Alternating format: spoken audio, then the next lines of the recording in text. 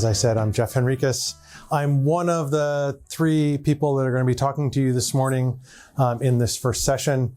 And we really want to talk about how you can do things in your classroom that has a tremendous impact on your students. And I'm going to be talking about iClicker and the way in which I've been using iClicker not only to increase student engagement with the class, increase their performance, but also to create a sense of community. Sort of all the things that we want students to do. We want active learning. We want a sense of community, and iClicker is a way to do this.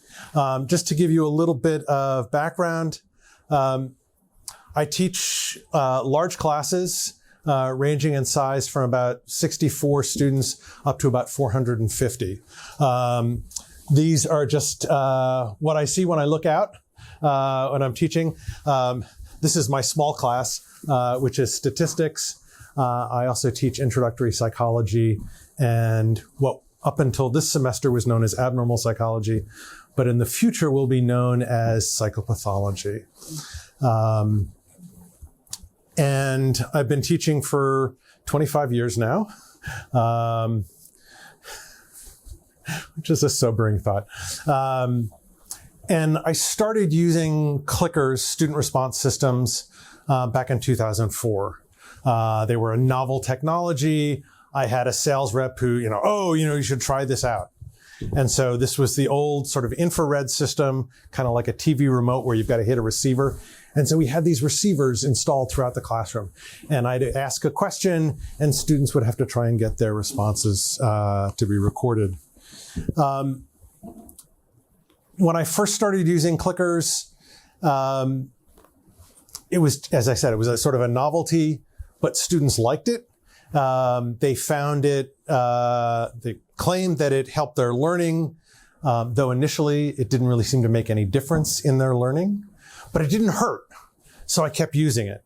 And as I have continued to use clickers, I've changed the way in which I've used them and now I think I use them in a way that really helps students learn.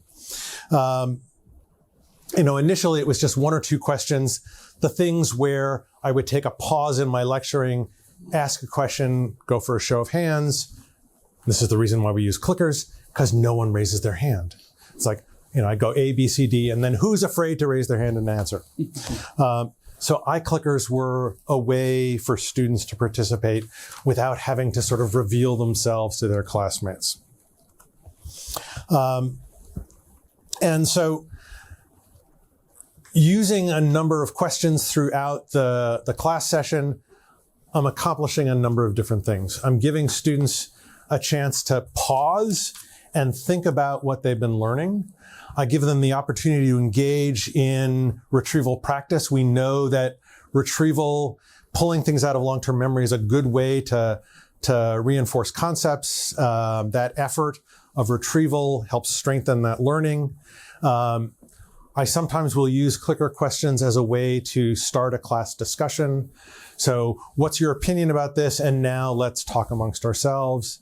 It's also a way to demonstrate concepts. I sometimes will use clicker questions throughout lecture as a way to introduce students to concepts in cognitive psychology.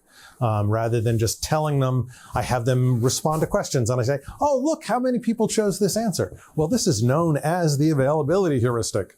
And you can also use clickers to replicate research studies, collect data from 400 people in a minute, and then talk about what it all means. And I also sometimes use clicker questions as a way to gently nudge my students to engage in things like reading the textbook or studying outside of class. There are a variety of different types of questions you can use with iClicker, so you're only really limited by your own creativity. I started out, I should say, with physical devices where you could only do multiple choice questions. And I kept using the physical clickers even when it became available as an app, because I didn't want to give students a reason to have their phones out because it's a source of distraction. Mm-hmm. But then we had a pandemic and everything went online, and my iClicker rep said, I'll give your students free access to iClicker Cloud. It's like, great. So it was a way to continue to, have an interactive class experience, and with all of the question options, and also just the realization that they're going to have their phones out whether I have them use a physical device or not. I have made the transition to running iClicker Cloud, having them do apps. And the nice thing is I can use my phone for controlling presentations. So I want to give you a couple of examples of types of questions. So this is an example of a type of question that I'll ask. I will have just finished talking to my students about the whole idea of classical conditioning.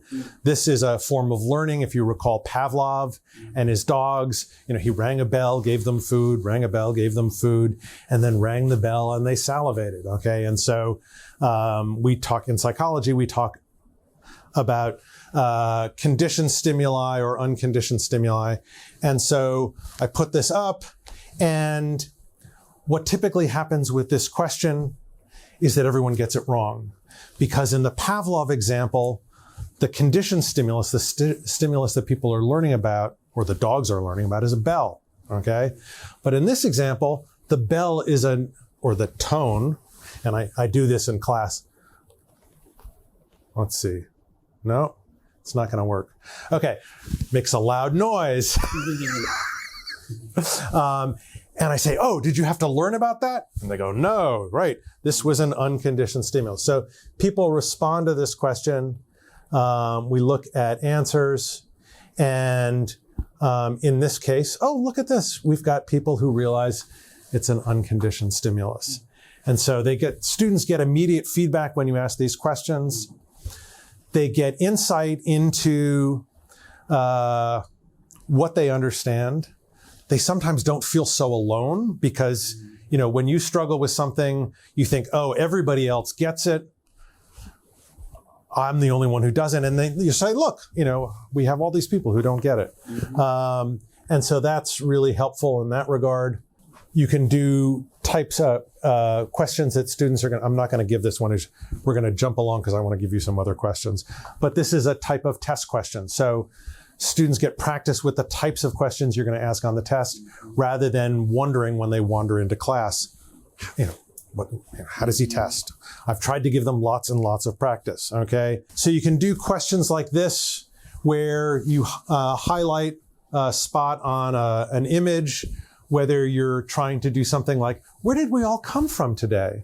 And then we have a sense of, who we are in the classroom. Or we can do something like, identify a brain structure or, a part of a neuron. And so folks will click in. We've got 3 responses, 4 responses, 5. Look at this. And I typically will run questions for 30 seconds to a minute, depending on how large a class. Okay. And if we look at results, you can see sort of where we've come from.